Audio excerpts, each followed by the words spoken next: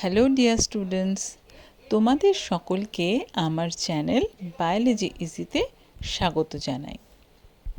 আজ আমরা পড়ব কোষ সম্পর্কে বা সেল সম্পর্কে।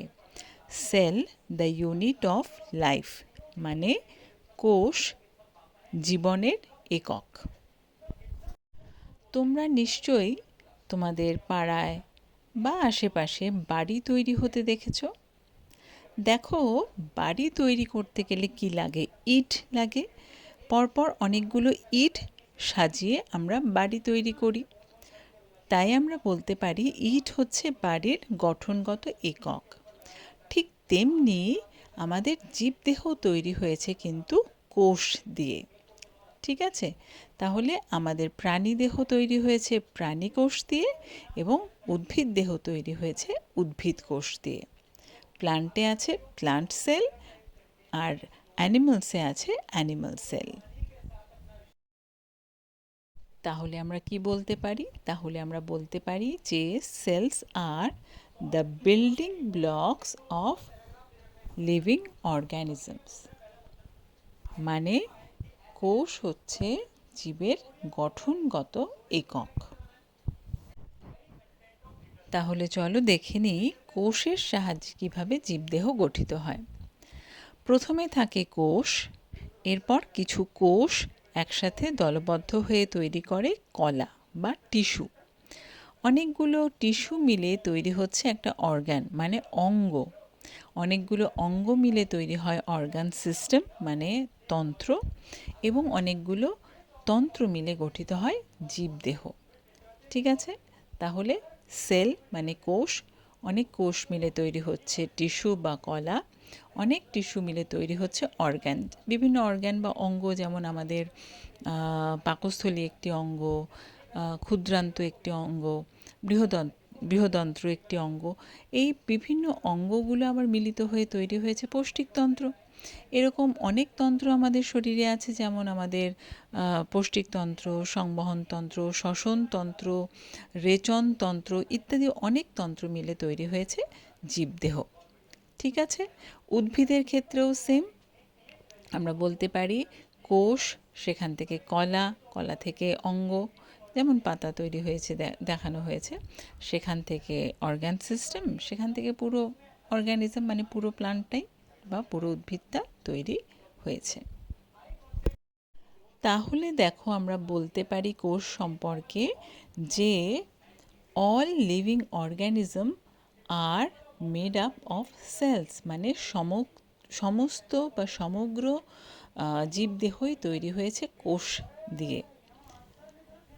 নেক্সট বলতে পারি the cell is the basic structural and functional unit of life, মানে কোষ হচ্ছে আমাদের জীবদেহের গঠনগত ও কার্যগত একক। একক মানে এই কোষ দিয়েই আমাদের জীবদেহ তৈরি হয়েছে। এবার চলো দেখে নিই কীভাবে কোষ আবিষ্কৃত হয়েছিল। 1665 খ্রিস্টাব্দে রবার্ট হুক ওক গাছের কাণ্ডের ছাল বা কর্ক নিয়ে পাতলা করে প্রস্থচ্ছেদ করলেন, মানে পাতলা করে কাটলেন এবং মাইক্রোস্কোপে দেখলেন। মাইক্রোস্কোপ মানে তোমরা জানো তো? মাইক্রোস্কোপ মানে হচ্ছে যে সকল জীবকে ধরো আমরা খালি চোখে দেখতে পাই না। ধরো আমি ব্যাকটেরিয়া, ভাইরাস এদেরকে তো দেখতে পাবো না। বিভিন্ন ছোট ছোট যে সমস্ত আর কি জীবাণু রয়েছে তাদেরকে তো আমরা দেখতে পাই না।